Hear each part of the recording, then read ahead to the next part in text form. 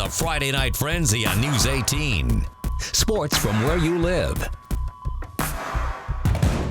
Welcome back to round 2 of the Friday Night Frenzy, where classes 1 and 4A are battling it out for their chance to claim a state title.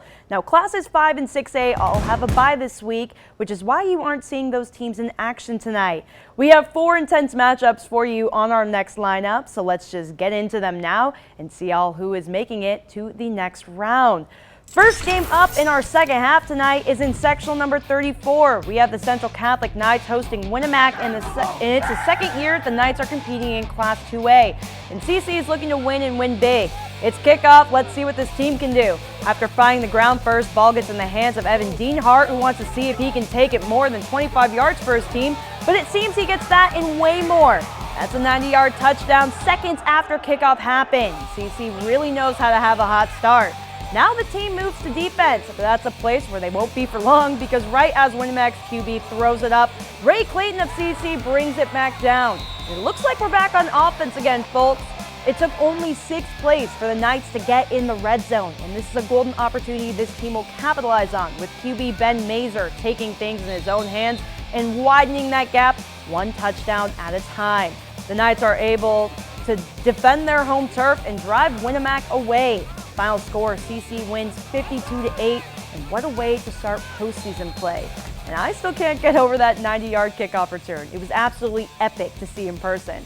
Well, 1 game is down, and we got 3 more games to go. And this time we're going to travel a bit down south now to see what other 2 teams are ending their seasons tonight. Sports 18's Maddie Dario is hitting the road once more to give us all the action from Clinton County tonight. Maddie, thank you so much for doing so much for us to help us cover high school sports. Well, of course, Bree. Nothing really can beat spending Friday night under those Friday night lights, and I honestly just can't believe we're already into playoffs. Time has flown by so fast, and we'll start my leg of frenzy tonight with taking a look at Kokomo versus Frankfort. The Kokomo Wildcats had a stellar season this year. Let's see if they can keep the momentum going against the Frankfort Hot Dogs. Starting off on Frankfort's side of the ball, check this Kokomo defense out. This is just one of many times the Wildcat D forced the Hot Dogs backwards tonight. During my time of the game, Kokomo didn't allow Frankfort to get past the 50. As for the Kokomo offense, they were roasting Hot Dogs all night long. And number 33, Darian Story, was the grill master of this offense. With the help of some great blocks by his teammates, Story takes this one straight to the house for one of his many touchdowns of the night. And at this point, we all know I love a good kickoff return. Kokomo's Reese Beard delivered just that at this game. It was clear the minute Beard ran through that first defensive line that he wasn't letting anyone take him down on this return. Sure enough, Beard wouldn't stop until he met the end zone for yet another Wildcat touchdown. Kokomo takes on Frankfort 70-6. Now we'll head down to Clinton Prairie, where they face off against the Park Tudor Panthers. Before we get into the action, I want to give a shout out to Park Tudor's kicker, Paige Dill. I can honestly say she has been the best kicker I've seen all season, and I love seeing women break down boundaries in sports, so keep killing it, Paige. Now let's get into the action. This game was a serious battle of the offenses. Clinton Prairie makes it down to the 10-yard line. Running back Seth Whitlock fights his way through the defensive line and dives into the end zone for a Gopher touchdown. The Park Tudor pass game could not be stopped tonight. QB DJ Gordon runs outside of pressure, sending a laser to receiver Donovan Pitts. Then Pitts takes care of business. I mean, there's no other way to put it. He almost makes it look too easy.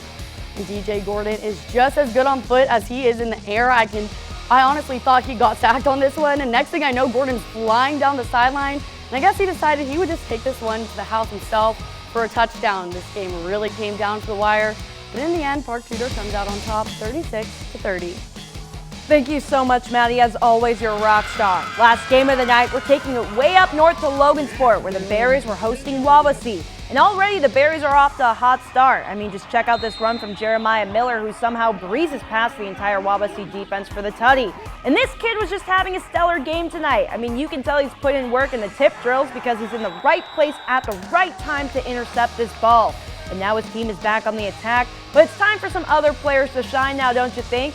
Isaac Mock does as he launches one downfield to Grayson Long, who went long and gets another 6 for his team.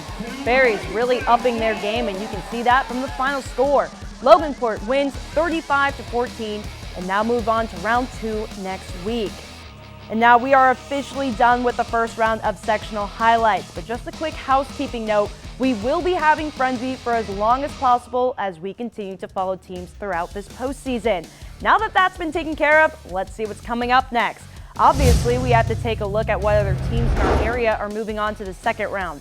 But we'll also get to hear from head coach Jeff Brom on the upcoming game against Wisconsin. Stick around, I'll be seeing you after the break.